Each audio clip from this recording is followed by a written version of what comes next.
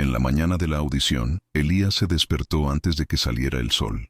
La ventana del refugio estaba empañada por la respiración de decenas de niños, y él se puso el mismo pantalón ancho de siempre, con los bolsillos remendados a mano por la señora Marta, la cocinera que los cuidaba como podía. El silencio del amanecer no era de paz, sino de peso. Ese tipo de silencio que precede a algo que puede cambiarlo todo o confirmar lo que el mundo siempre ha dicho sobre ti, que no perteneces. Elías no tenía partitura, no tenía profesor ni padrino. Solo tenía el recuerdo del sonido de un viejo piano en la iglesia abandonada donde pasaba las tardes a solas, enseñando a sus dedos a imitar lo que el corazón dictaba. Cuando tomó la carpeta de plástico con hojas en blanco, no lo hizo por rebeldía, sino porque era lo único que poseía. Al salir del refugio, nadie le deseó suerte. Él tampoco la pidió. Era como si aquello ni siquiera estuviera sucediendo de verdad. Llegó a la academia con la mirada fija en el suelo, ignorando las miradas fugaces que se deslizaban sobre él como finas cuchillas. Las columnas de mármol, los cuadros dorados, la alfombra roja, todo allí parecía recordarle que su presencia era un error.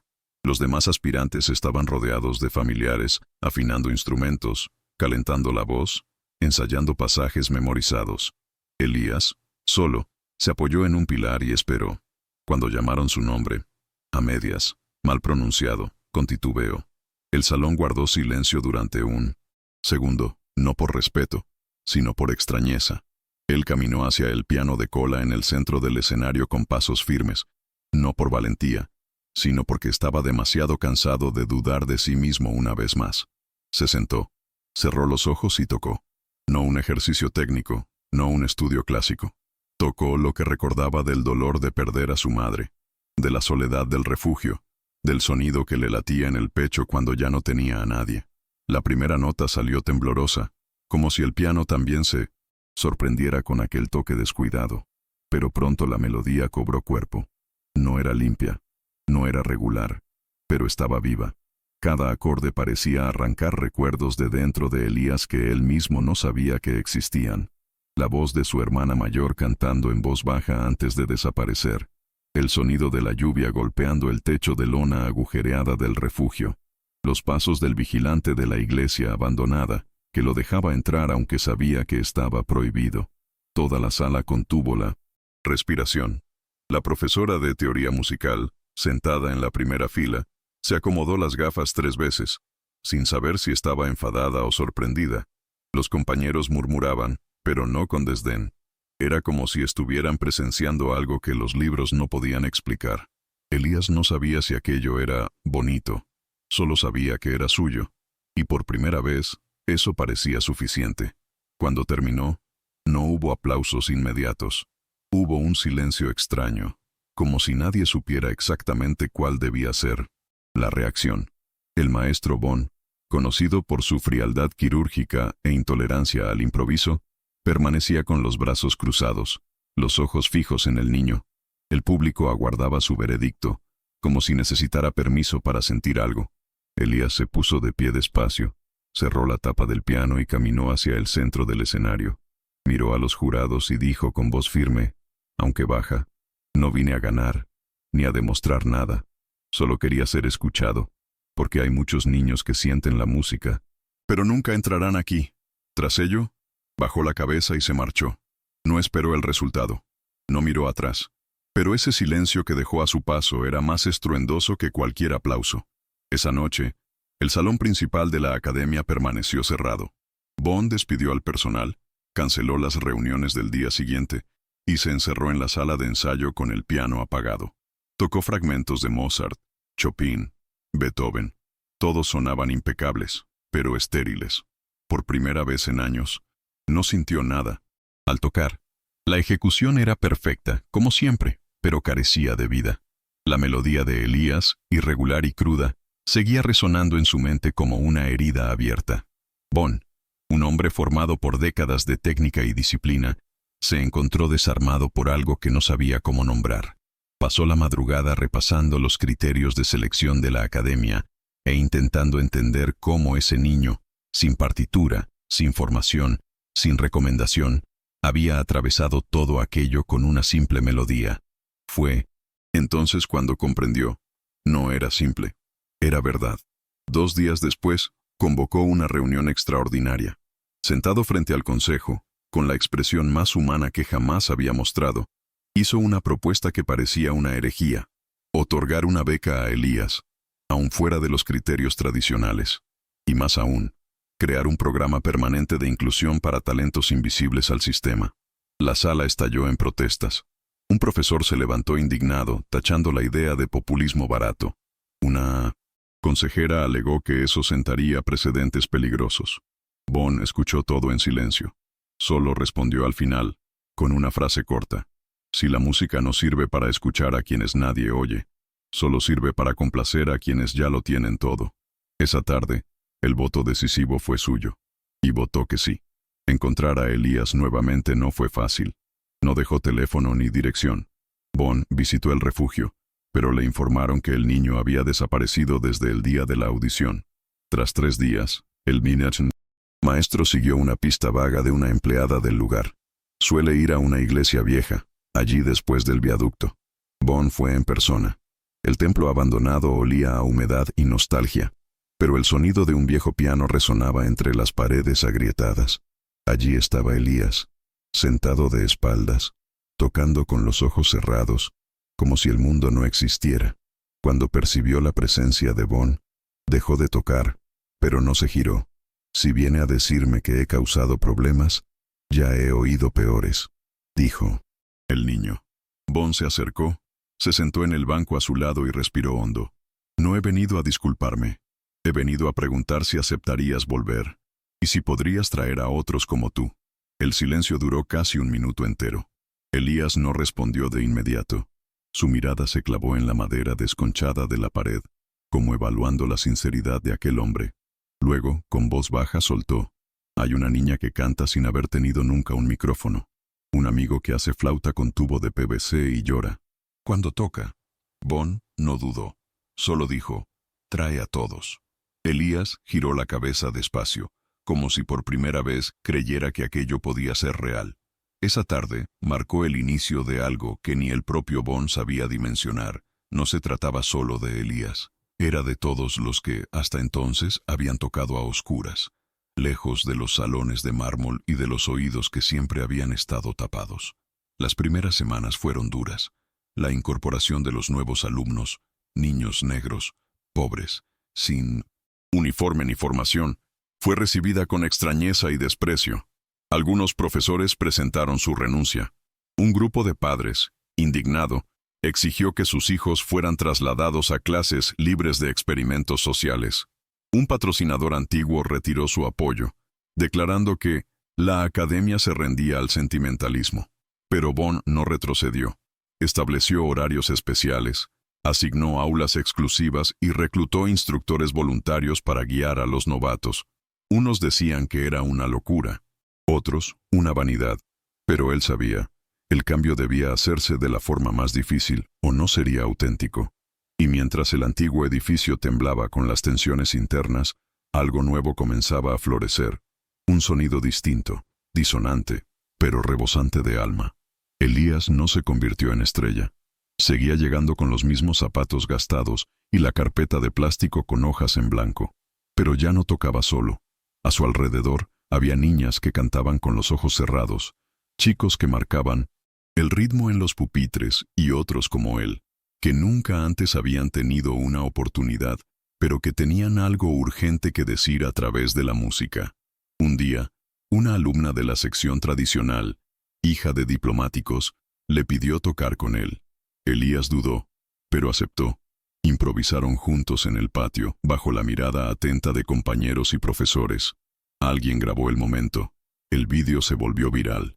Por primera vez, la academia aparecía en las redes no por sus premios, sino por algo inesperado. Emoción genuina. Personas que nunca se interesaron en la música clásica comenzaron a hacerlo gracias a ese niño al que nadie quiso oír.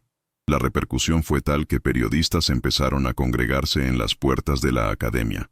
Querían saber quién era aquel chico, de dónde había venido, quién lo había formado. Bon respondía con sencillez: él se formó a sí mismo. Nosotros solo abrimos la puerta. Artículos empezaron a aparecer en revistas especializadas, elogiando el nuevo programa de 1900 inclusión, pese a las críticas técnicas hacia la ejecución de los alumnos. Algunos conservadores seguían murmurando tras bambalinas, afirmando que aquello deshonraba la tradición centenaria de la escuela. Pero la verdad era que la academia nunca antes había estado tan viva.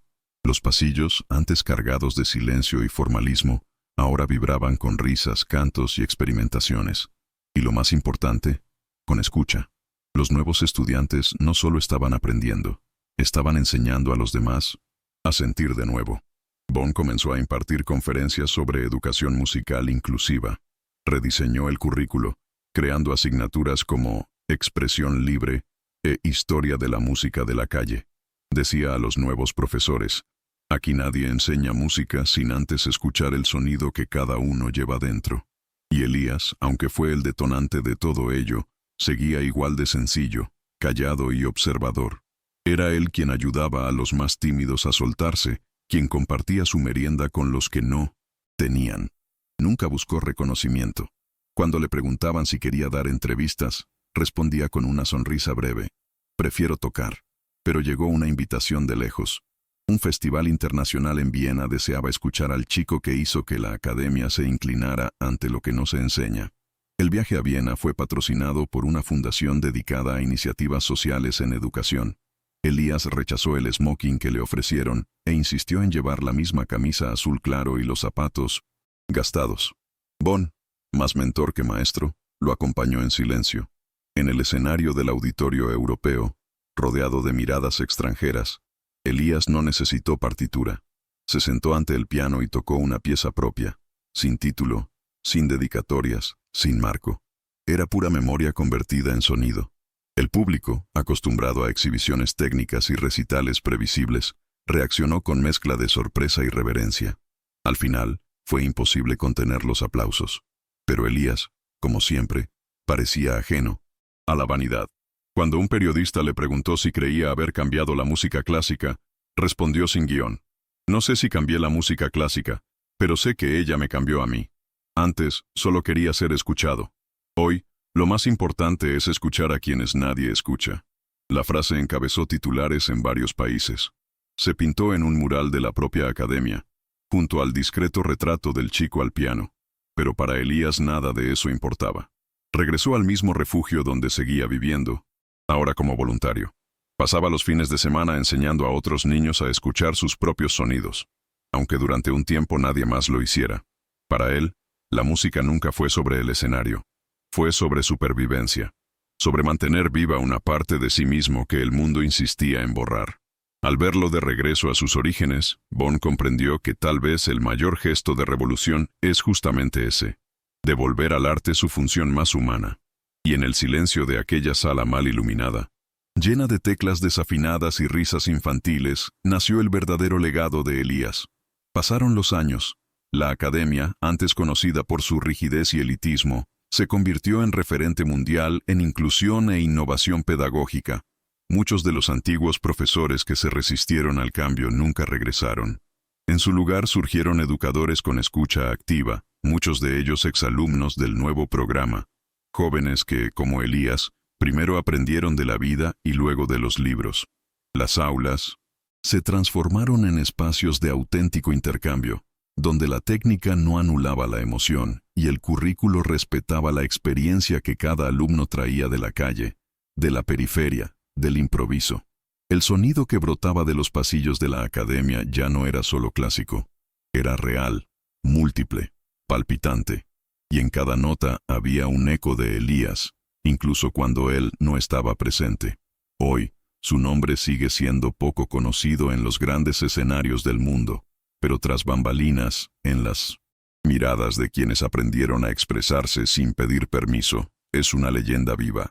Nunca deseó medallas, títulos o biografías. Cuando alguien le preguntaba a una nueva alumna del refugio qué significaba ser músico de verdad, respondió mirando el teclado roto de la sala: es cuando lo que sientes ya no cabe dentro y se convierte en sonido, aunque nadie escuche. Aquel día, una niña que nunca había tocado nada se sentó al piano y comenzó a tocar. No salió una melodía perfecta, pero salió algo. que hizo sonreír a Elías. Y en ese instante, una vez más, la música hizo exactamente lo que él siempre creyó que debía hacer: dar voz a quienes el mundo aprendió a silenciar. Al año siguiente, la iglesia abandonada donde Elías solía practicar fue restaurada con donaciones anónimas. No se convirtió en templo ni en sala de conciertos. Se transformó en escuela, una escuela sin rejas, sin uniforme obligatorio, donde cualquier niño podía entrar, con o sin zapatos, con o sin partitura. Elías pidió que no llevara su nombre. Quiso que se llamara Espacio Voces Invisibles. Allí, junto a exalumnos de la academia, empezó a impartir talleres gratuitos. No había inscripción ni pruebas. El único requisito era querer expresarse a través del sonido. Fue allí donde una niña con tartamudez comenzó a componer melodías con suspiros. Un niño que nunca hablaba comenzó a comunicarse con golpes de tambor.